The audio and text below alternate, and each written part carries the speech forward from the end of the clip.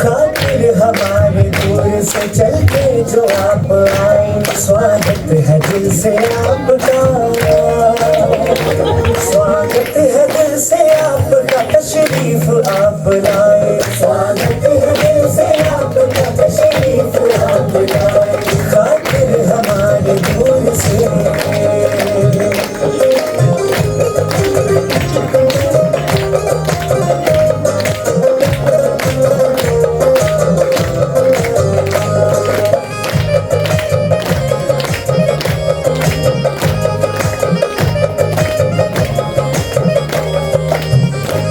खुशियाँ बिखेर दी है जहाँ आपने तो आकर,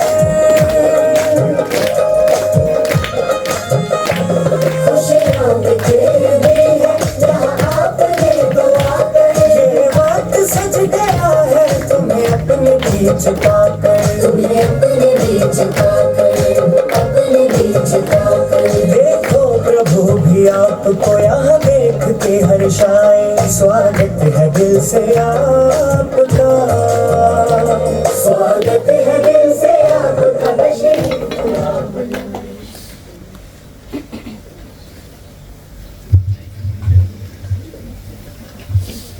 बहुत बहुत खुशी का, आनंद का दिन है आज। आपका हर दिन बहुत खुशियों भरा होता है। जो सुबह सुबह मुरली क्लास में आके बैठ जाते हैं और धुंध में, ठंड में, कभी भी हमेशा आते हैं, तो उन जैसे दीवाने तो कोई होते ही नहीं। तो इसीलिए आप सभी दीवानों के लिए ये बधाई का दिन है, खुशी का दिन है कि भगवान का एक और बड़ा दीवाना आपके बीच में आए।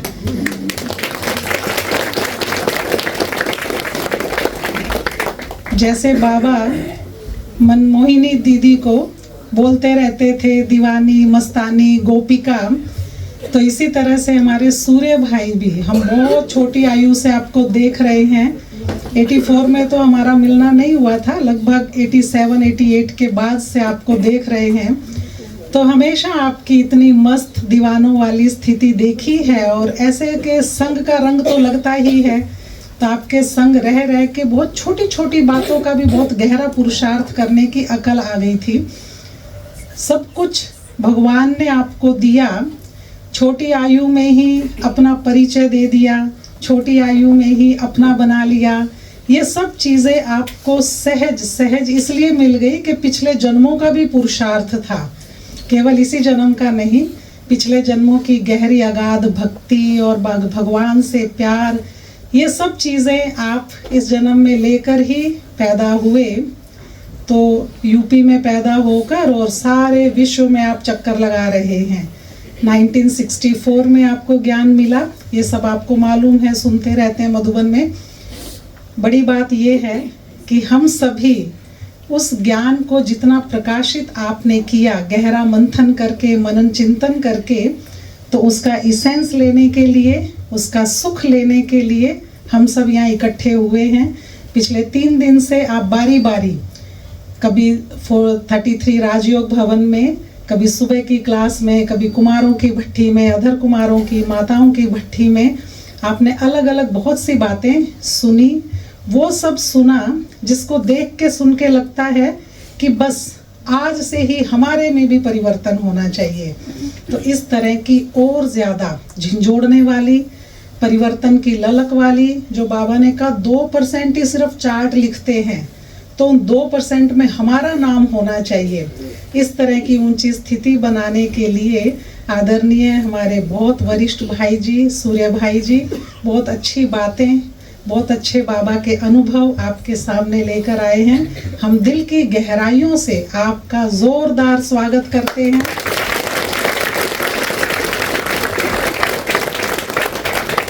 लोहड़ी यानी लोहरी, लोहरी की भी आपको बधाई देते हैं। बहुत अच्छे दिन आप पधारे हैं। आपके साथ हमारे नितिन भाई, अपना परिचय तो खुद देंगे, बट अच्छे हैं, छोटे से भाई हैं और बहुत दिल जान से भ्राता जी की सेवा में है। ईश्वरीय सेवाधारी की सेवा में उपस्थित होना भी बड़ी बात होती है। तो इसीलिए नितिन भाई भी, कब से ज्ञान में आप? 17 साल से ज्ञान में है और मधुबन में ही रह रहे हैं, तो वो अपना थोड़ा सा अनुभव सुनाएंगे। तो अभी हम आदरणीय सूर्य भाई जी से सुनेंगे ये बहुत इनफॉर्मल सी राजाओं की क्लास है। ये सब उठते हैं फिर बहुत जगह जगह क्लासेस कराने जाते हैं। तो अभी पूरी क्लास पूरी नहीं आई इसमें, क्योंकि थोड़ा सा शाम वाली क्लास और ये कुछ रह जाते हैं। ये सेक्टर 46 जहाँ पूनम बहन निमित है, इनके साथ भी बहनों का अच्छा ग्रुप है, और सेक्टर 43 यहाँ के कुछ भाई बहन इकट्ठे हो गए हैं जी, जितने हो सकते थे यहाँ। ये अच्छा वापस संगम युगी, ये संगम युगी ताजपुर।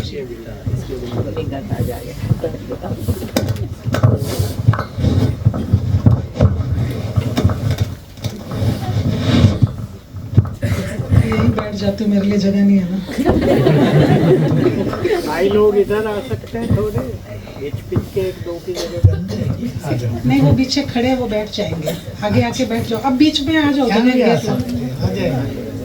सभी को लोहड़ी की टोली मिलेगी ना बाद में, बीच में जगह घेर लो, आओ बीच में बैठो भाई, आ जाओ। हाँ, जो जवान भाई हैं 50 साल से 50 साल या उससे छोटी आयु वाले, वो नीचे बैठ जाओ। जो जवान समझते हैं अपने आप को, के बाद क्या जवान नहीं रहते, वो समझते हैं जो जी, यहीं बैठ जाइए बीच में, बीच में बैठ जाइए। चलिए, बहुत बहुत आभार, बहुत बहुत शुक्रिया। ओम शांति। ये नितिन भाई ऐसे दिल्ली में है और एक उप सेवा केंद्र चलाते हैं, अच्छी सेवा इनकी, लेकिन जब हम इन्हें बुलाते हैं वो आ जाते हैं। हम कहीं बाहर जाते हैं तो जरूरत पड़ती है तो हाँ, इधर आ जाओ। हाँ, ठीक है, ठीक है,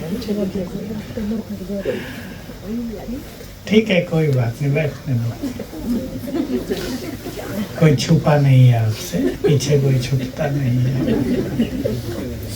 तो राजाओं की सभा में हम आए हैं आज, जिनके लिए बाबा ने कहा कोई हालचाल पूछे तो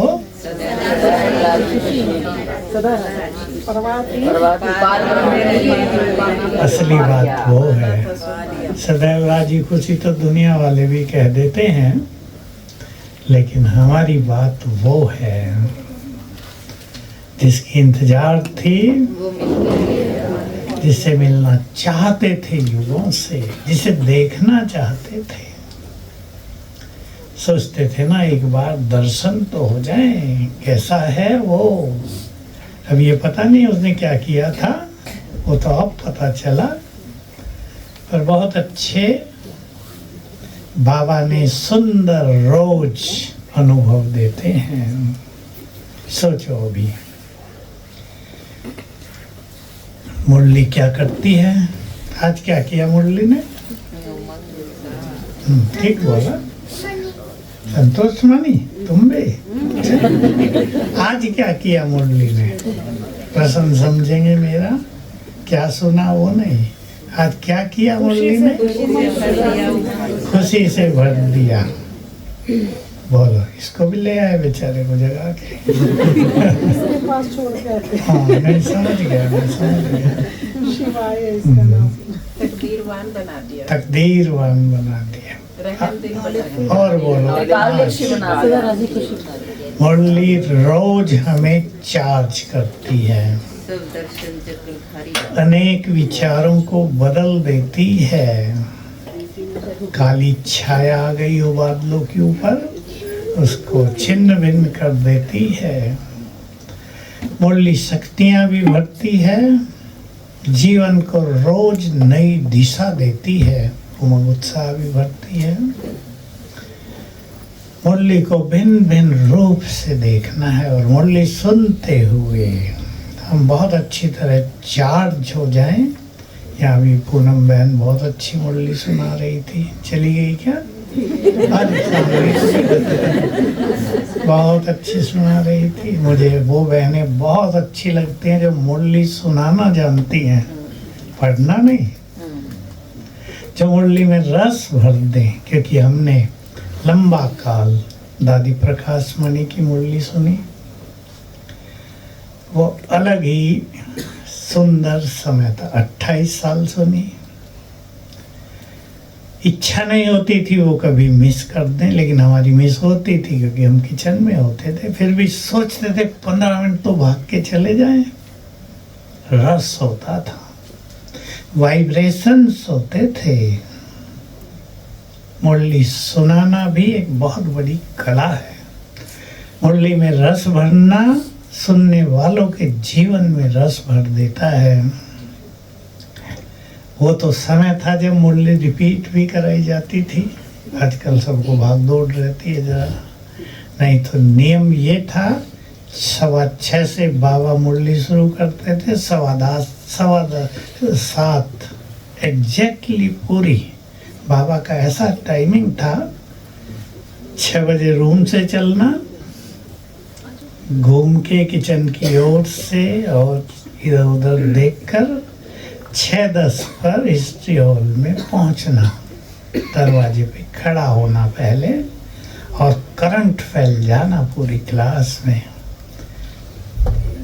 6:10 पर स्टेज पे बैठ जाना और 5 मिनट योग, और फिर 6:15 से एग्जैक्टली 7:15 तक मुरली। फिर कोई भी उठता नहीं था, मुरली रिपीट कराई जाती थी। वो प्रथा बहुत दिन तक चलती रही, क्योंकि जब हम अपने मुख से सुनाते हैं कि आज क्या सुना, क्या होगा, वो याद रहेगा, वो पक्का हो जाता है। तो मुरली हमारे लिए बहुत बड़ा अमृत है। जब मुरली सुने, मुरली को ऐसा समझेंगे वो बाबा की कमेंट्री है। मुरली को कई दृष्टियों से सुना जा सकता है। कभी बाबा मुरली में कैसे समझाओ दूसरों को वो सुनाते हैं, सब जानते हैं। उन दिनों सुनाने वाले बहुत कम होते थे। इसका एक कारण ये भी था कि सुनने वाले बहस बहुत करते थे। अब तो आपको लगता होगा कोई बहस करने वाला मुश्किल से मिलता है। उन दिनों तो बहुत सारे क्वेश्चंस, और ये भारत है जिसमें लोगों ने बहुत कुछ पढ़ा, गुरुओं से सुना होता। आत्मा सो परमात्मा, इस पे झगड़े हो रहे हैं। सर्वव्यापी पे तो होते ही थे, गीता के भगवान पे भी होते थे। उन दिनों गीता काफी लोग पढ़ते थे। अब तो लोगों को, नई पीढ़ी को पता भी नहीं गीता क्या होती है। कहते गीता तो हमारी लड़की का नाम है, कहाँ से मिलेगी? 25 पैसे में मिलती थी तब गीता, छोटी सी। तो अब सहज हो गया। मुरली सुनते जैसे बाबा कमेंट्री करा रहा है, साथ साथ उसमें स्थित होते चलें। ठीक है, बाबा ने कहा बच्चे आत्माभिमानी होकर बैठो। हमें लिखने की जरूरत नहीं उसको, हम आत्माभिमानी हो जाएं तो बहुत सुख मिलने लगेगा। देखो, मैंने कैसी मुरलियां सुनी है तो मेरी पर्सनल बात, और सब तो ऐसा नहीं कर सकते, मुझे वो भी पता है। बहुत अच्छे अभ्यास हुए थे बाबा पर एकाग्र होने के, मेहनत की थी, और वो मेहनत मुझे ज़्यादा नहीं करनी पड़ी। 6 मास में ही वो सब हो गया था, क्योंकि एकांत बहुत था। हर समय मधुबन में सीजन नहीं था जैसे अब है। एकांत, शुरू में मैंने 6-6 घंटे एकांत लिया, कभी पहाड़ियों में, कभी कहीं। झोपड़ी में भी जाते थे तो आने वाला कोई नहीं होता था, मैं अकेला ही बैठा होता था। बाबा के रूम में चले गए तो हम अकेले ही हैं, जितनी देर चाहे बैठो। एक बार मैं दिन में 3 बजे उठा और बाबा के रूम में चला गया। देखा मैंने 3 बजे दिन में, अमृत वेले के 3 बजे से भी पावरफुल वाइब्रेशंस। तो बहुत अच्छा मिला, एकाग्रता का बहुत अच्छा अभ्यास किया। तो पहले हम मुरली सुनते थे, डायरी तो होती नहीं थी यज्ञ में किसी के पास। मुरलियाँ जो छपती थी उसमें जो एक पेज कभी कभी रद्दी निकल जाता था, उसको पिन करके हमें दे देते थे, ये हो गई हमारी डायरी। तो लेकिन मुझे लिखने का बहुत शौक रहता था, तो बहुत दिन तक अभ्यास किया, बुद्धि ऊपर बाबा पर, अभी डबल काम करना बुद्धि को, मुरली में भी और ऊपर भी मैं वो कर सकता था। बहुत अच्छे अनुभव रहे उससे। फिर दूसरा अभ्यास हुआ, ऊपर से बाबा की किरणें पड़ रही हैं, नीचे मुरली सुन रहे हैं। सारी तो लिखनी नहीं होती, इम्पोर्टेंट बातें।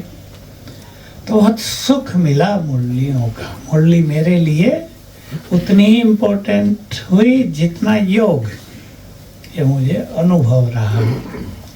बाबा ने बहुत अच्छी बातें सिखाई, क्योंकि अव्यक्त बाबा से पर्सनली मिलने का बहुत मौका मिला। किचन में थे हम और बाबा हमसे बहुत प्यार करते थे। हमें पता नहीं था, पर बाद में पता चला कि वो तो भगवान बहुत प्यार करता है हमें, और वो हमें कुछ तैयार करना चाहता है। योगी भव का भी उसके द्वारा जब हुआ तभी योगी हुए, नहीं तो मेहनत ही करते थे, चार्ट लिखते थे। सफलता बहुत कम होती थी, 4 घंटे तक भी नहीं पहुंचता था, फिर डाउन हो जाता था। लेकिन वो बाबा की, मैं उसे कृपा कहता हूँ, दृष्टि मिली। बाबा म्यूजियम की ओपनिंग करने आए थे, म्यूजियम बनाना, हम उसमें थे सेवा में। तो ऐसा दिखाई दिया सब कुछ बाबा के हाथ में है, जिसे वो जो चाहे बना दे। ये सत्य बात है। हालांकि बाबा वो कह देता है मेरे हाथ में थोड़ा ही है, तुम्हें पुरुषार्थ करना है, वो भी ठीक है। लेकिन जो हिम्मत रखते हैं, जो कुछ करना चाहते हैं, बाबा उनसे कराता रहता है। तो बहुत अच्छी जीवन की यात्रा गुजरी। ये बाबा की मुरलियाँ हम कितनी बार सुन चुके हैं, बहुत गहराई है इनमें। गुह्य गुह्य राज बाबा ने सुना दिए हैं। विस्तार तो हमें करना पड़ता है, लेकिन सार की बातें सब बाबा ने मुरलियों में कह दी हैं। कोई उन्हें कैच कर ले, आपको ख्याल हो, पीछे भी एक मुरली रिपीट होकर आई। निसंकल्प स्थिति क्या है? हाँ, निसंकल्प स्थिति। बाबा की मुरली में एक महावाक्य आया, मुझे बहुत याद हो गया और पक्का हो गया, और मुझे लगा ये महावाक्य मेरे से तो कुछ मिस नहीं होता, पर ये कैसे मिस हो गया था। मास्टर सर्वशक्तिवान तो बाबा कहते ही रहे, वो तो अव्यक्त में ज़्यादा फोर्स से चला। लेकिन उस दिन साकार मुरली में आया, तुम इस धरा के चेतन सितारे हो। ये भी कॉमन बात है। तुम नक्षत्रों से भी अधिक महा बलवान हो। नक्षत्र माना एक ग्रह है जिनकी बहुत चर्चा है। फलाना ग्रह मंगल की दशा चल रही, पता नहीं क्या क्या, हम तो ज़्यादा जानते नहीं।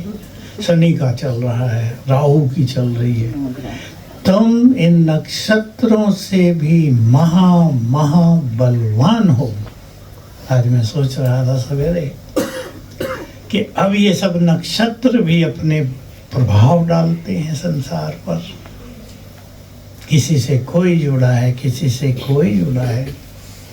वो तो ज्योतिष विद्या है। हमारे ज्ञान में बहुत ज्योतिषी हैं, हमारे फ्रेंड भी हैं, कुमार हैं कई। हम उनसे चर्चा करते रहते, तुम्हारी ज्योतिष है क्या भाई?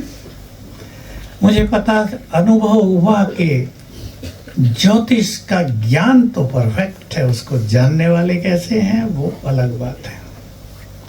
तो आज मैं सोच रहा था कि ये ग्रह जब ऐसा वैसा प्रभाव डाल रहे हैं, सतयुग में भी तो ये होंगे, तो इनके ये प्रभाव कहाँ चले गए? तो ख्याल हो गया कि हम सबके वाइब्रेशंस इन ग्रहों को भी सतो प्रधान बना देते हैं। मुझे पहले से ये चिंतन था कि ये जो कहते हैं फलाने ग्रह का प्रभाव इस पर पड़ रहा है, प्रभाव तो कर्मों का होता है ना। किसी स्टार का, किसी नक्षत्र का प्रभाव तो नहीं होता।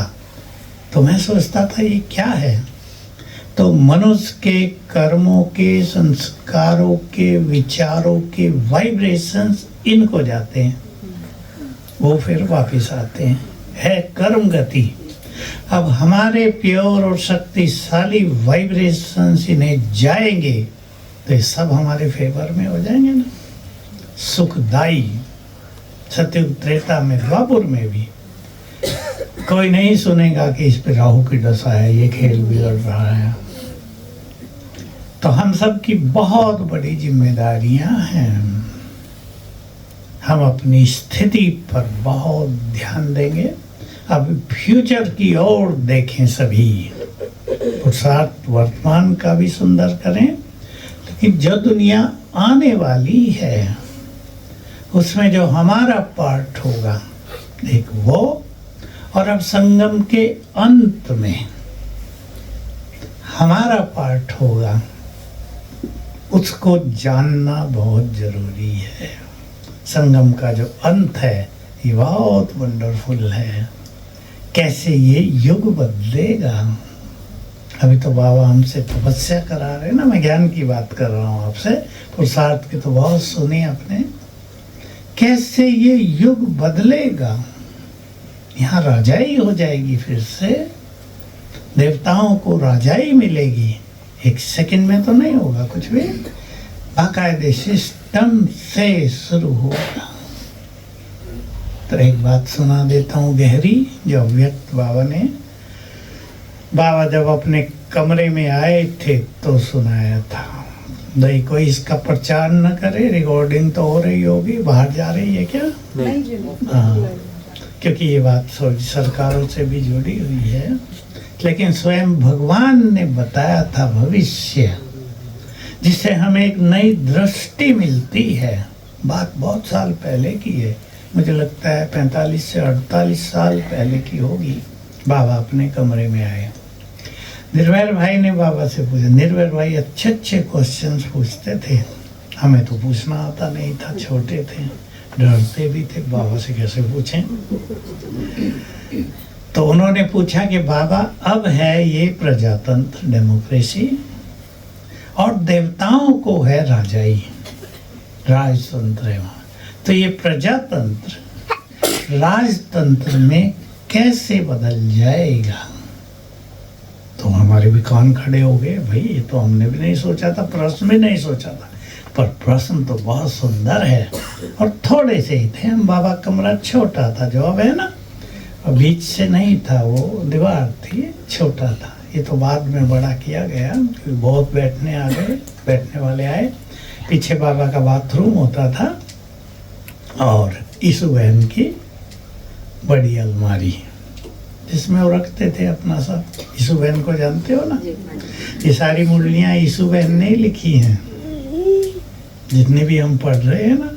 उसने अपनी शॉर्ट हैंड बना ली थी अपनी, वो पढ़ी लिखी नहीं थी, देखो बस लिखना जानती थी। और देखो बाबा ने उससे क्या क्या काम करे। मैं यही सोचा करता हूँ, ये सब प्रभु लीला है, उसको वरदान दे दिया। और बाबा तो मुरली तो चलती है, फास्ट सी होती है, लेकिन उसको सब कुछ लिखना था। और उस टाइम सिंधी में लिखना था, फिर उसको हिंदी करनी थी, उनकी लिपि तो हिंदी नहीं थी ना। तो शॉर्ट हैंड बना ली थी उन्होंने अपनी, जैसे अपने को आत्मा समझ मुझे याद करो, बस एक कुछ हो गया। शॉर्ट हैंड मैंने भी स्टडी की थी, मुझे पता है शॉर्ट हैंड क्या होती है। मैंने इंग्लिश की थी, वो उनकी, बाबा तो हिंदी में बोलते थे, वो लिखती थी सिंधी में। तो देखो कितना बड़ा उन्होंने काम किया।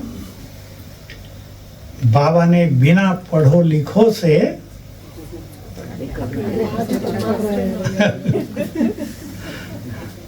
मतलब बड़े बड़े काम करा दिए। जानकी दादी कहाँ पढ़ी लिखी? तो प्रभु लीला है ये। तो बाबा ने जो उत्तर दिया वो सुन लें आप। बाबा ने कहा कुछ ऐसी परिस्थिति बनेगी देश में ये जो प्रजातंत्र है वो फेल हो जाएगा और ये सत्ता धीरे धीरे मिलिट्री के हाथ में पहुंच जाएगी।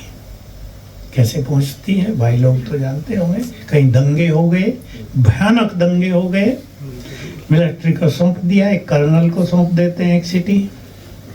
अब बहुत मारामारी होगी क्योंकि वो समय ही विनाश का है। दूसरे शहर में हो गई, वहाँ एक कर्नल को सौंप दिया, ये बहुत चलेगा ना। तो धीरे धीरे हर सिटी मिलिट्री के कंट्रोल में आ जाएगा क्योंकि कोई कंट्रोल नहीं कर पाएगा। फिर बाबा ने कहा अब जब बहुत खूनरेजी हो जाएगी तो मिलिट्री के कमांडर भी हार मान जाएंगे कि भाई नहीं, खूनरेजी तो खून तो किसी का भी हो, कोई किसी भी धर्म जाति का हो, लेकिन एक को भी मार देने से मनुष्य को कष्ट तो होता है ना। बाबा ने कहा सत्ता ये मिलिट्री के हाथ में जाएगी और मिलिट्री कमांडर भी आखिर में निराश हो जाएंगे। अब यहाँ से है बहुत सुंदर बात। तो बाबा ने बताया कि वो बैठकर विचार करेंगे, सभी जनरल्स होते हैं ना मिलिट्री में, ब्रिगेडियर से भी ऊपर जनरल्स, कि ये सत्ता किसी ऐसे योग्य व्यक्ति को दी जाए जो संभाले। बहुत जनसंख्या तो कम रह जाएगी, बहुत 1 करोड़ 2 करोड़ इतनी ही बचेगी बस। तब यहाँ बाबा ने राज बताए कि एक व्यक्ति होगा जो बहुत महान, उसके साक्षात्कार होंगे लोगों को, उसके स्वप्न आएंगे, मिलिट्री कमांडर्स को उसके स्वप्न आएंगे, साक्षात्कार होंगे। और एक बात बताई जिसका हमें पता न था कि जब क्राइस्ट का जन्म हुआ था, नहीं मुझे ठीक है, सब ठीक है, सब ठीक है, नो प्रॉब्लम। तो जब क्राइस्ट का जन्म हुआ था तो 3 राजाओं को आभास हुआ था कि कोई महान आत्मा आई है, तो वो उसके पास जाना चाहते थे। तो ऊपर से 3 तारे जैसे लाइट चली, उनको गाइड करते हुए वहां ले गए जहां जन्म हुआ था। तो बाबा ने कहा ऐसे ही कुछ घटनाएं होंगी जिससे ये मिलिट्री कमांडर उस व्यक्ति तक पहुंच जाएंगे, स्वीकार कर लेंगे यही योग्य है और ये भारत का राज उसे दे देंगे। और वो होगा कौन? श्री कृष्ण का फादर, अंतिम सम्राट भारत का। उसके घर में श्री कृष्ण का जन्म होगा और राजाई देवताओं को चली गई। ये खेल चलेगा, तो एक वंडरफुल खेल है। ऐसे बदलेगा युग। उसमें बहुतों के इंपॉर्टेंट रोल होंगे और उससे पहले साक्षात्कार करने और कराने का काम चलेगा। जय जयकार बहुत बड़ी चीज होगी। मैं कभी सोचा करता था कि जो शास्त्र लिखे गए ये किसने लिख दिए, क्योंकि उनमें कुछ बातें सत्य भी तो हैं। पुराणों में, भागवत में संगम युग की ही सारी कहानियां हैं एक्चुअली, तो वो लिखने वालों को नहीं पता। तो मैं सोचता था ये कोई हम में से ही होना चाहिए। तो एक बात तो पहले सुनाऊं। बहनें, दादियां मुरली के बाद बाबा के रूम में जाती थी चिट चैट करने, ऐसे 5-10 मिनट। जगदीश भाई भी आया होता था कभी कभी, वो मुरली सुनते ही बाहर घूमने चला जाता था। तो एक बहन ने कहा, बाबा ये जगदीश नहीं आता आपके पास मुरली के बाद?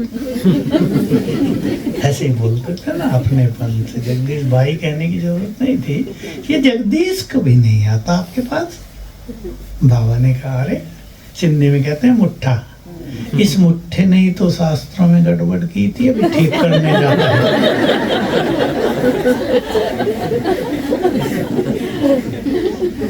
और उसने बहुत कुछ अच्छी छोटी छोटी किताबें लिखी थी, अब वो उपलब्ध नहीं है। पर सार लिख दिया था बहुत चीजों का, जिसे पढ़ के हमें भी संपूर्ण ज्ञान हो गया शास्त्रों का।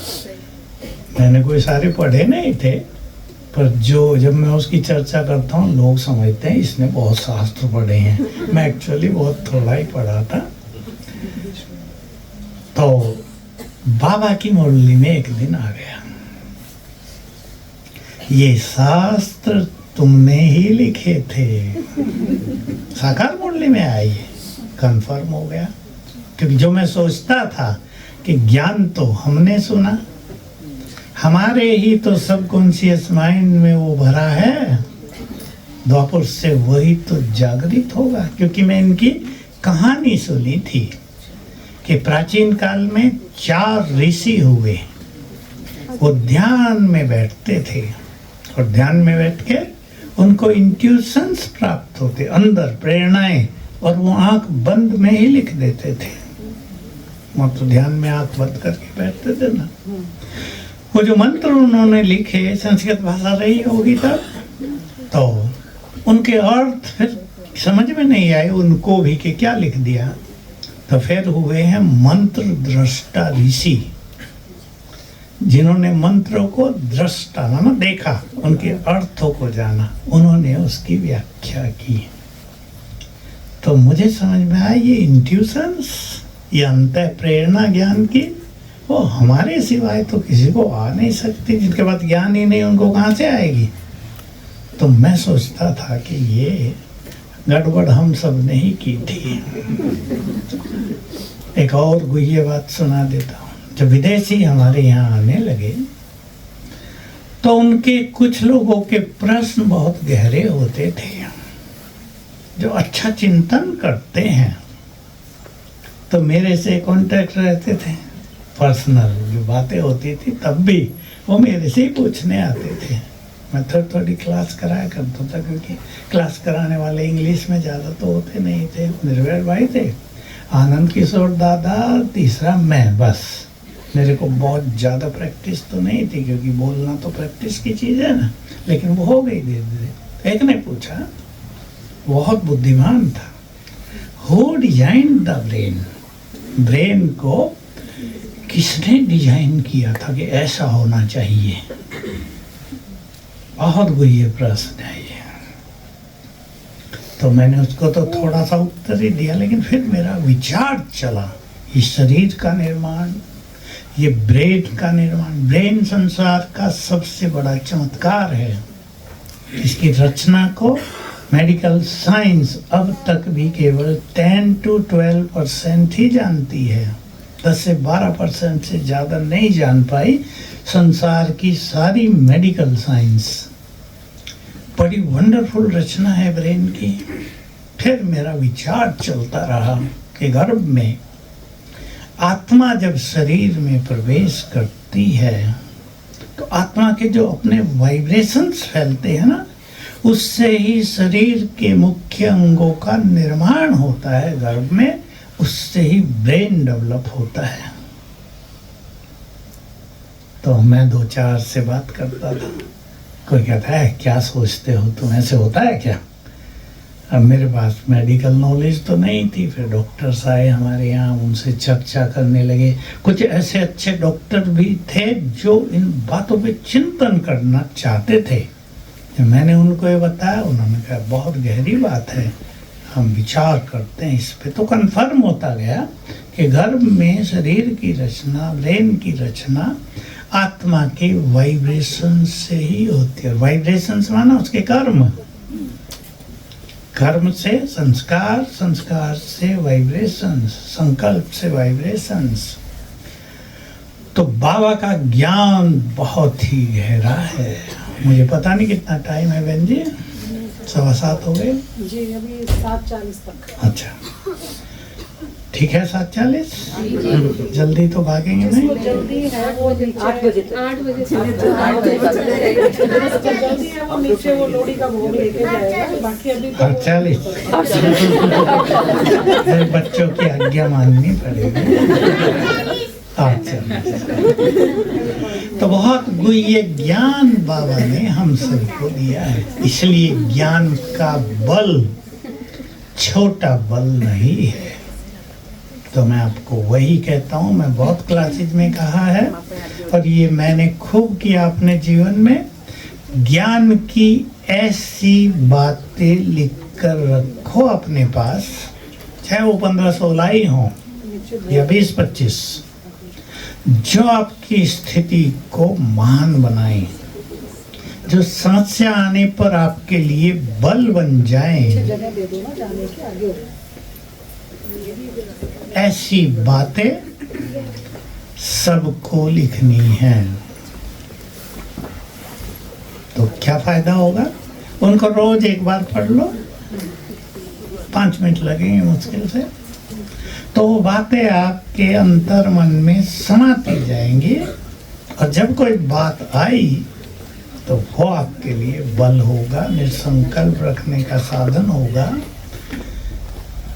परेशान जो हो जाता है मनुष्य बातों में, हो जाता है मनुष्य, ये कोई बहुत बड़ी बात नहीं, मनुष्य है और वो परेशान होगा बहुत बातों में। उस परेशानी को वो बाबा के संकल्प दूर करेंगे, विश्वास बढ़ेगा। तो ये काम सबको करना है। बोलो, पसंद है? जी बाबा। सबको करना है। मैंने बाबा की मुरलियों से बहुत अच्छी गहरी बातें भी नोट की, जैसे तुम स्वमान की सीट पर बैठो तो सभी समस्याएं सीट के नीचे दबकर नष्ट हो जाएंगी। प्रेरक महावाक्य है। स्वमान का अभ्यास करना वो तो हम जानते हैं, पर ये बहुत प्रेरक महावाक्य है। दूसरा नोट किया, तुम साक्षीपन की सीट पर बैठो तो सभी समस्याएं सीट के नीचे दबकर नष्ट हो जाएंगी। ऐसी बातें, बोझ मुझे दे दो, और महावाक्य है बहुत अच्छा। मैं बहुत सुनाया है, क्योंकि मैंने अपने को सुनाया है बार बार, बहुत साल। बोझ मुझे दे दो, जो बाप सारे संसार का बोझ उठाने वाला है, क्या वो अपने बच्चों का बोझ नहीं उठाएगा? ये है ना सुंदर महावाक्य बाबा के। बल देंगे हमें, हल्का करेंगे, बोझ को खत्म करेंगे। तो ऐसी ऐसी बातें सभी नोट करेंगे। बोलो, क्या विचार है?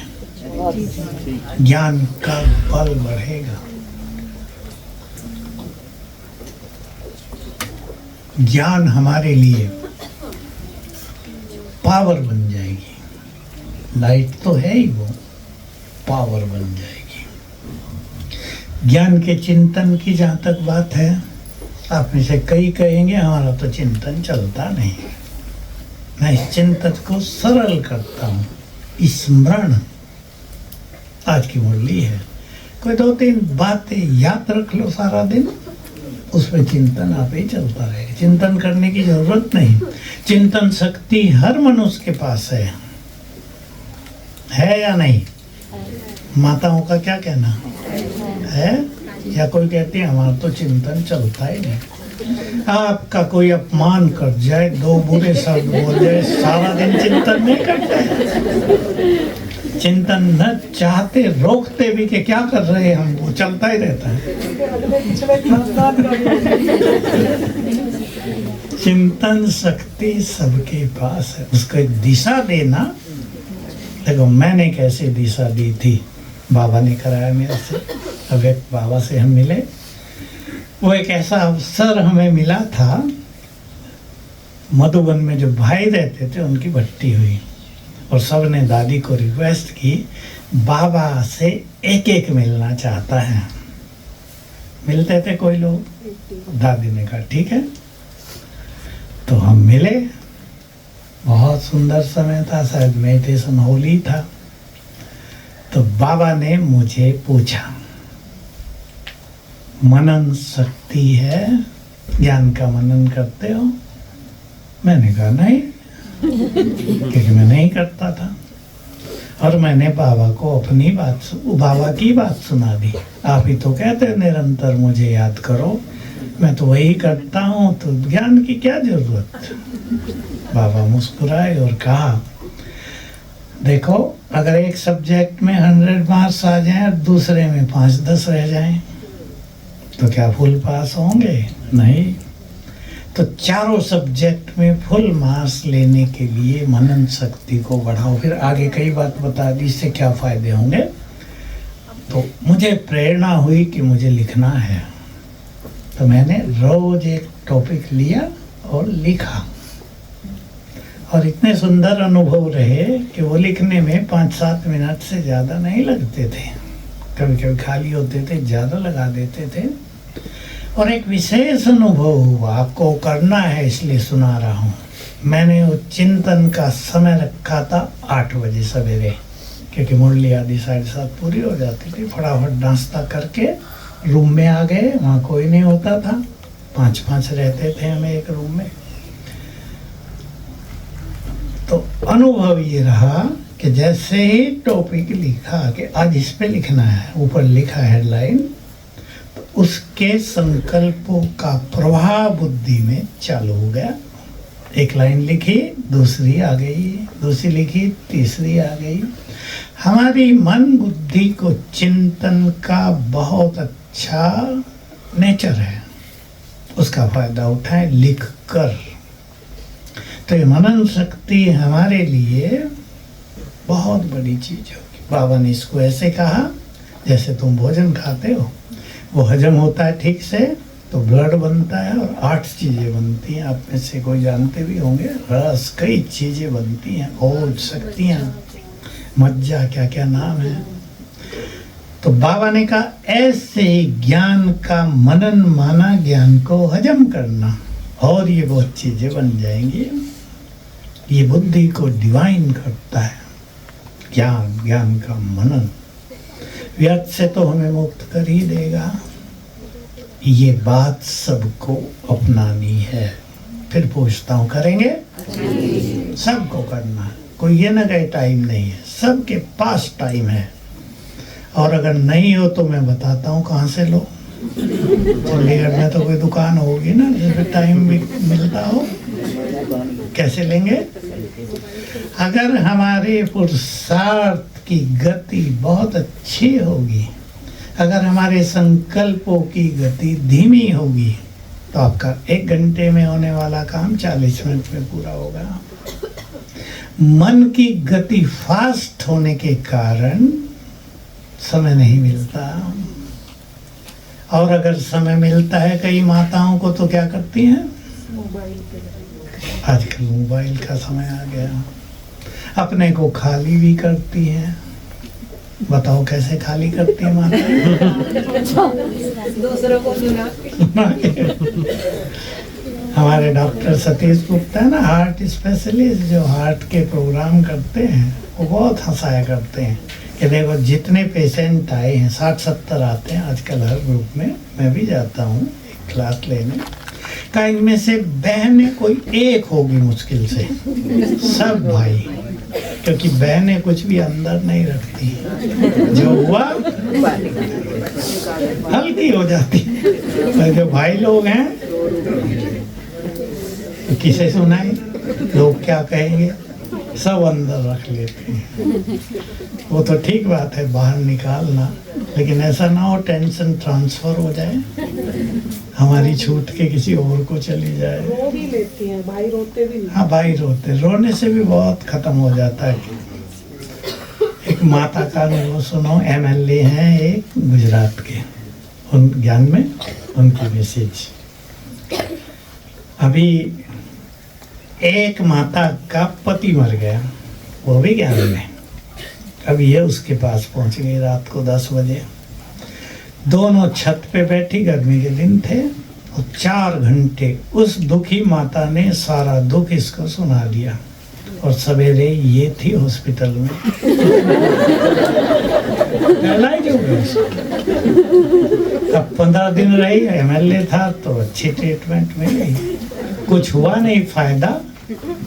उसको पता था कि ये 4 घंटे बैठ के ऊपर तो कहा नहीं, मैं इसे घर ले जाता हूँ और मैं इसे ठीक करूँगा। वो घर ले आया, उसको रोज मुरली सुनाई और बहुत पक्का कि अरे दुख उसका था, तुम्हारा थोड़ा है, तुम क्यों परेशान हो रही हो। समझा समझा के जैसे उसका चित्त शांत और प्रसन्न हुआ, उसका पैरालिसिस भी ठीक होता गया और जल्दी ठीक हो गया। तो दुख लेना, चलो देने पे न देना है ध्यान रहता है, पर लेने में बहुत आत्माएं एक्सपर्ट हैं। समझ गए ना बात? लेती जल्दी है। हमारा एक प्रोग्राम यही था ना चंडीगढ़ में, यहाँ परसों, वो सीआरपीएफ आप भी तो गई थी। तो हाँ, तो वो जो कमांडेंट है डीआईजी है, वो कमल बहन सर डीआईजी है, तो मेरे पास ही बैठी थी, तो मुझे सुना रही थी मेरी भी एक समस्या है। मैंने कहा क्या बताओ? ये जो हमारी बहनें हैं ना इसमें सीआरपीएफ में, ये कुछ भी बात होगी रोने ही लगती हैं। मुझे इनको संभालना बहुत कठिन होता है। ये जो भाई लोग हैं इनको संभालना कुछ नहीं है, लेकिन जो बहनें इसमें हैं उनको संभालना मेरे लिए समस्या है। क्या किया करूं? मैंने उसको राय दी, जब ऐसी बात हो उसको आप अपने पास बुलाओ। अब जो ये जो मिलिट्री और पुलिस आदि होते हैं, इनमें बड़े ऑफिसर्स के आगे छोटे लोग जाते ही नहीं। वो उनका अलग ही सिस्टम होता है, वो डरते भी हैं। और वो किसे सुनाए? वो खुद भी कह रही थी मेरे पास समस्या आती है तो मैं किसे सुनाऊं? मैं तो कोई दोस्त ही नहीं है यहाँ, क्योंकि सब छोटे होते हैं, वो छोटों के पास जा नहीं सकती, उन्हें बुला नहीं सकती अपनी बातें सुनाने के लिए। तो मैंने उन्हें कहा ये एक बहन को अगर घर से फोन आया है और वो परेशान हुई है, बेचारी रोल लेगी, वो नेचुरल है ना, जा नहीं सकते। आप उनके साथ बैठो, उन्हें बुलाओ, प्यार करो और उनकी बातें सुनो और थोड़ा सा समाधान सुना दो जो आपको आता हो, तो उनको लगेगा ये हमारे हैं, डीआईजी नहीं है पर ये हमारे भी हैं। तो देखो ऐसे समस्याओं को हल करना चाहिए और सुनना जरूर चाहिए। कई बार हम सुनते नहीं, क्यों सुनाती हो बार बार? मेरे पास भी माताएं बहुत आती हैं, कईयों को तो इच्छा होती है आधा घंटा सुना ही दूं सारा। फोन भी करती हैं, माताओं के ज़्यादा आते हैं, इतना लंबा चौड़ा सुना। मैं 3 बार कह लेता हूँ, समझ गया बहन जी, नहीं और सुनो मेरी बात। मैं फोन तो साइड में रखता हूँ, बोलते रहो ही। स्पीकर ऑन कर देता हूँ, हाँ कर देता हूँ झूठ मूठ में। सुना के हल्की हो जाती हैं बहुत, कोई सुनने वाला भी तो चाहिए। मैं क्या करता हूँ फिर, जो अच्छे पुरुष आते हैं बाबा के सामने बैठा करो रूम में, सब सुना दो जो भी सुनाना। के आगे सारी चीजें दर्द हो जाती हैं। हाँ, ये नहीं, एक साइकोलॉजी है ना बहुत गहरी, ये गलत तो कुछ नहीं इसमें। मनोविज्ञान में तो जो साइकेट्रिक डॉक्टर हैं जो बहुत समझदार होते हैं, वो यही करते हैं, सुना दो सब, लिख के ले आओ, सब सुना दो मुझे, उससे आत्माएं हल्की हो जाती हैं। तो ज्ञान का बल बढ़ाना है अपने अंदर सबको। ज्ञान का बल आपके साथ जादुई हथियार होगा। योग का बल बढ़ाने के लिए अपने जीवन को कर्म योगी बनाना है। कर्म योग का अभ्यास, और जो भी आप में से करना चाहे, मैं तो कहूँगा सब करें। अपने कर्मों की एक लिस्ट बना लो। देखो मैं सुनाऊं, मैं जब ये किया तो मैंने अपने कर्मों की लिस्ट बनाई थी 35। छोटे छोटे कर्म भी जोड़े थे, जैसे ब्रश करना, शेविंग करना, शीशे के आगे जाके तैयार होना, अभी है तो एक ही बात, स्नान करना, 4 तो इसी में बट गए। भोजन खाना, बनाना, चाय पीना, 3 बार बनाता था, टोली बनाना, क्लास में जाना, मुरली सुनना, म्यूजियम भी जाते थे, म्यूजियम में समझाना, ऐसे 35 छोटे छोटे पार्ट कर लिए। पानी पीना, चाय पीना, हर एक कर्म में एक एक अभ्यास फिक्स कर दो। ऐसे 16 अभ्यास आपके पास होने चाहिए। ना हो तो मेरे नाम से जो YouTube है उसमें देख सकते हैं आप, कर्म योग। तो बहुत अच्छा होगा। पानी पीना है, कुछ अभ्यास करना है। मैं जो किया था सिंपल, 2-3 बार, मैं पवित्रता का फरिश्ता हूँ, याद करना केवल। तो पानी में वो वाइब्रेशंस आप ही चले जाएंगे। भोजन बना रही बहनें, 2-3 बातें अपने पास फिक्स रख लो। किचन में गए अर्थात बाबा को बुलाना है, कुछ क्षण फील करना है। बाबा की किरणें पड़ रही हैं सारे किचन पर।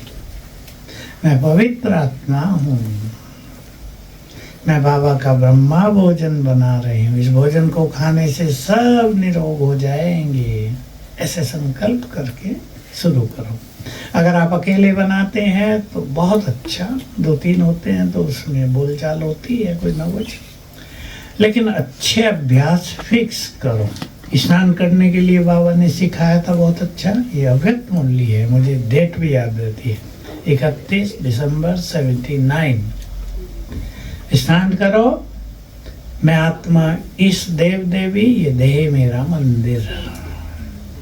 अभ्यास कर लो ऐसे भिन्न भिन्न अभ्यास। कहीं मैं आत्मा इस तन में अवतरित हुई हूँ, ये अभ्यास ऐसे आप आधा मिनट भी इस फीलिंग में आएंगे, उसका इफेक्ट आधा घंटा रहेगा। 2-3 बार कर लो। मुरली सुनने का मैंने बताया, कुछ भी अभ्यास कर लो।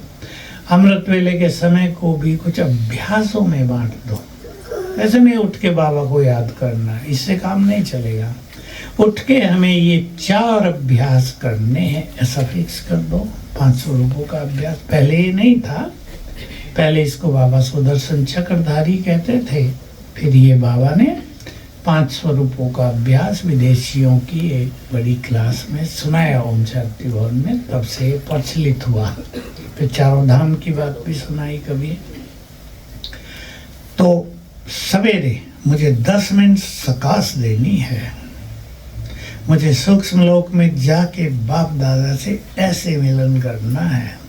मुझे परम धाम में पावरफुल स्थिति में इस तरह इतने मिनट रहना है। एक प्रोग्राम दे दो अपने को। प्रोग्रामिंग तो करते हैं ना सब जगह, आजकल प्रोग्रामिंग का समय है, कंप्यूटर में, लैपटॉप में। तो बहुत अच्छा रहेगा।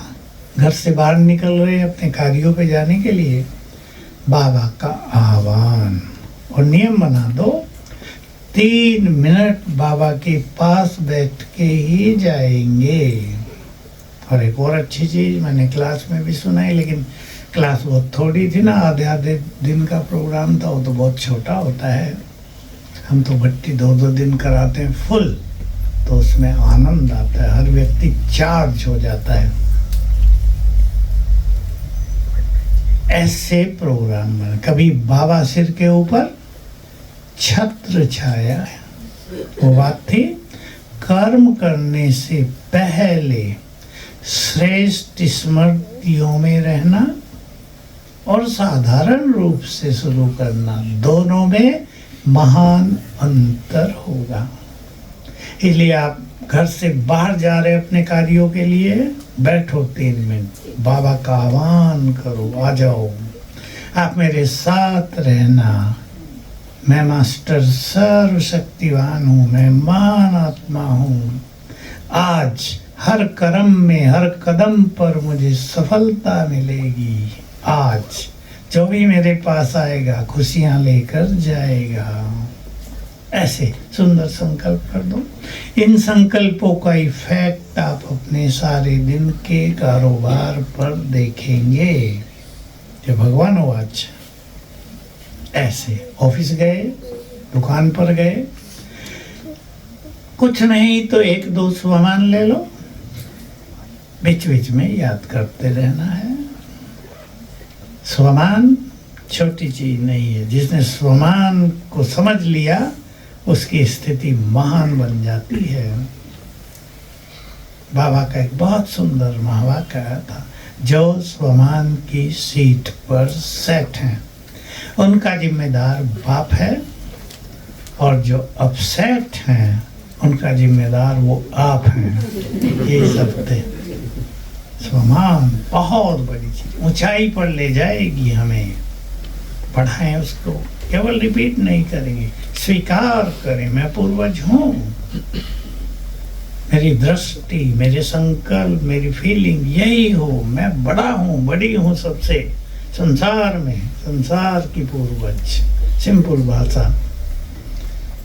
तो ऐसे कर्म योग की प्लानिंग करेंगे। सोने से पहले 5 स्वरूपों का अभ्यास करना है 3 बार। अब जिसको करना हो कर लेना। करना खुद होता है, खुद करना है। ठीक है? तो सब आनंदित रहना, आगे बढ़ते रहो। आपकी तो दीदी ही कविता है।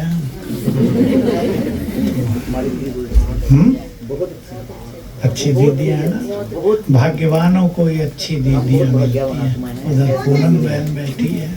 पूनम का अर्थ क्या होता है? पूर्णिमा। तो आप तो पूर्णिमा के चांद हो। बहुत भाग्यवान हैं सभी, पालना मिल रही है, और इस प्रभु पालना का संपूर्ण सुख लेना, लाभ उठाना। ओम शांति।